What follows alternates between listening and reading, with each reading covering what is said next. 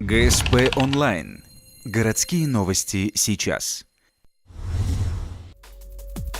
Пятница, 10 часов утра, поселок Водный. Рядом с территорией так называемого хвостохранилища продолжается резко радиоактивного мусора. С 4 июня здесь стартовали работы по вывозу металлических конструкций. Сегодня объект посетили представители инициативной группы и администрации. Придирчивый взгляд общественников обратился на отсутствие санитарной зоны для транспорта и рабочих. Кроме того, у специалистов Росрау попросили предоставить документы, подтверждающие квалификацию. Пока которых проекты есть, они не выполняются. Для того, чтобы начинать работать, надо подготовить им работу по закону. Они не сделают то, что положено. Обещают, что в течение 4 дней исправить положение.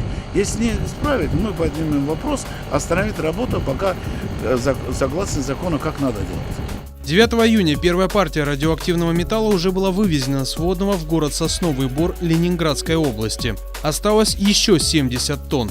На сегодня специалисты продолжают резать чаши для транспортировки. Фон вокруг рабочих и зараженный мусор промеряются дозиметром. Перед выходом с объекта обувь обмывается водой от возможной радиоактивной пыли. К концу июня планируется завершить подготовку к погрузке на машины. Предполагается, что вывоз будет осуществляться несколькими спецавтомобилями. Речь о возведении нового ПЗРО не идет. ПЗРО у нас на территории Паутинского муниципального образования не будет.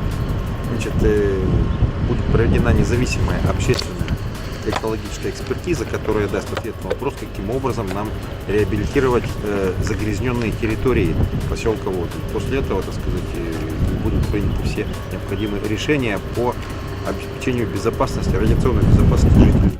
Само хвостохранилище ожидает ремонт. Здесь сделают подушку из песка, щебня и специального покрытия. Также установят затвор из глины, чтобы не допустить попадания отходов в реку Ухту.